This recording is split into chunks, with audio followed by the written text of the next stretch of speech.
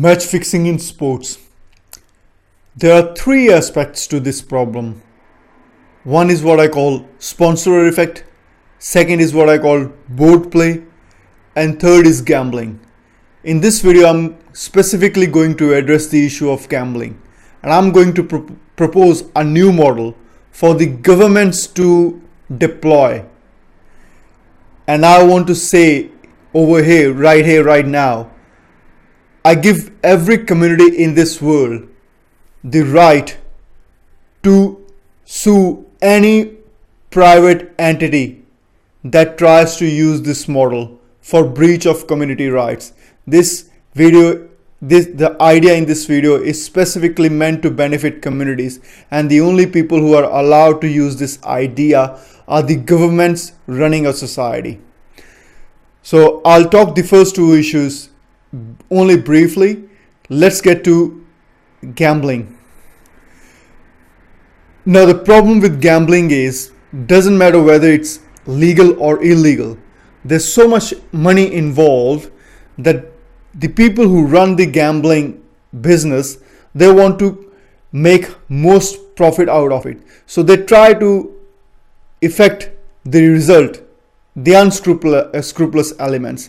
And there's so much money going down this drain that nobody is actually benefiting from it. The model that I'm proposing today is going to benefit everybody. Just consider the number of odds I am giving to every person per dollar they invest, the amount of money it will generate in the pocket of government, and then the benefits it'll have in general. So what am I proposing? I don't care what the current models are. The model that I propose is that for every person who wants to bet, the government organizes the betting, and there are games like the basic game where there are 10 options to choose, and 10 people put say $1 on each option. So that's 10 different options in one game, and 10 different people have each put $1 on each option. Depending upon how the game will go, only one will win that game. So for every $1 that one person is putting in, one of the winners will get $10 back. But this is where it starts getting interesting. Of those $10, I want 50 cents, or that is 5%, to go to the government for running the game. Then $2.50 I want to be taken out. So at the end of that game, the person who put in $1 gets $7 back on winning. So that's 7 odds against every dollar straight away. But this is just the starting point. People only will bet on the basic standard game, $1 each, say, as we are using in this example. However, everybody who wins that game, their purchase automatically goes into the second level game, in which what we do is, you remember we took out $2.50 from that game. We pooled together 1,000 basic games to do one big game, which gets one winner.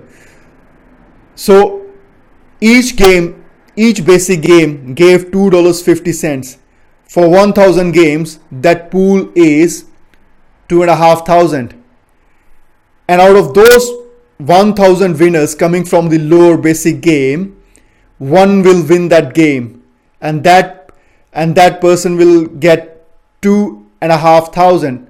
Of course, minus the 5% the government is going to take, which is like $125, and another $625 will go out of that game for the third and final level of the game.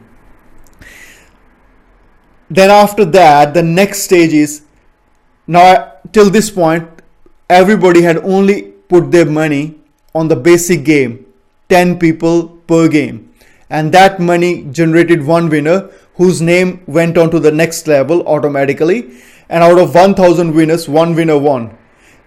And whoever won that game, not only did he take two and a half thousand minus 625 and 125, but his name also goes into the ultimate level of the game, in which case we pool 100,000 winning games together to create one massive game. So $625 coming out of each game. When you get 100,000 games, that's $62.5 million worth of game. And then from that game, only one winner will emerge. Every game will generate multi-millionaires, and there'll be only one person. It's not like Super Lotto where 6 people might be sharing a 12 million draw. It's one person who just put in $1 at the first level, and look at where his odds are multiplied. $1, if he wins the first game, he gets $7 straight away back. If he wins at the next level, he gets another 2,500 minus 625 and 125 back. And if he wins the final level, he gets 62 million, more than 62 million. That's a lot of odds for just $1. Consider how attractive this model will be for everybody who likes to bet, because it doesn't matter what you do, people will always bet. So rather than money going into gambling drain where nobody gets much, and people who run gambling, they actually make all the money. Here, what's happening in this example, people are putting in the money, and it's the money which the public is investing, which is going back to one member of the public and making that person a millionaire. But that's not all. At every stage, government has taken 5% cut, 5%, 50 cents from the first game, 125 from the next game, and then calculate the 5% of $62.5 million, and you know how much money government has already made out of this game. And then add to that, doesn't matter whether the first $1 put by the person was taxed or not, whatever that person wins from that game, that would be taxed anyways. So the government will be making more money in the form of tax. Look at how the community is benefiting. All that money going into the treasurer will actually come back to community in different forms. So not only would you have streamlined gambling, in which case there will be less chances of illicit gambling money affecting the outcomes of the game, to actually getting something back to the community and actually making people millionaire by gambling. Who becomes a millionaire by gambling now? You only end up ruining your games because bad people try to influence games just so that they can make money. But here it's the people want to bet, they want to risk. Well, look at the odds I'm giving them per game. For $1, I'm giving them over than a million odds. If you want to gamble there. And this is exactly the reason why I only want governments to run this game, and I don't want private organizations to, any private entity or private person to benefit from this model. I own all the rights of this model, and the only people that I'm giving rights to this model is the communities worldwide. If any private individual or entity tries to use this model through social organizations, non-government organizations, or through citizen groups, I don't care. Sue that person and don't let them use this model. This model is only meant for communities, and only governments can use this model. Now, briefly touching on the issue of sponsor effect, in which case big sponsors want to influence games and matches so that the people they are sponsoring, their performance can shine more. Well, the first thing is, let's take the example of tennis. Roger Federer, Rafael Nadal, or Djokovic or Murray. They are big names, but they are big because of tennis. Tennis would still be big even if these people were not there, because there will be other stars. But without tennis, they won't be anyway.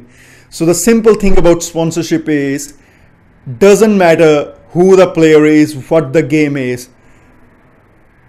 Everything that a sports person makes outside the sports because of being a sports person, they actually owe half of that back to the sports. But I'm not asking half. I want legislations in place that every time sports persons get sponsored, 40% of the money they are getting for the sponsor, it should go back to the governing bodies for that sports, so that that money could be distributed to players at the lower rung, actually distributed to players so that they can invest on their growth. Of course, I don't want it to be distributed to everyone. I want people to attain a certain level of expertise before they become eligible for this money in their respective sports. But that's for different sports to decide what level, what sort of grading. Let's say in tennis they have the ATP rankings, at what ranking they stop giving money to people. But everybody who gets sponsored by any sponsor, 40% of that money should go to the sports bodies. Of course, the player will pay tax for their 60%, and the sports body would pay tax for the 40% they receive out of the cut.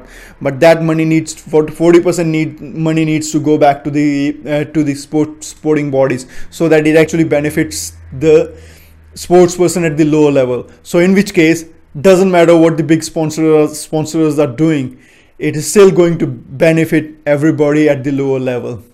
It may not stop them from affecting a few results here and there, but it will actually be a incentive for them to go overboard with their sponsorship deals, and then do illegitimate things to make money back. The last part is the board effect, in which case the governing bodies actually predetermine how different series are going to unfold, just because they want to make money out of commercial exploitation of the game in their countries. Sorry, I have no idea for that. For this moment, there's nothing I can do. But you people think.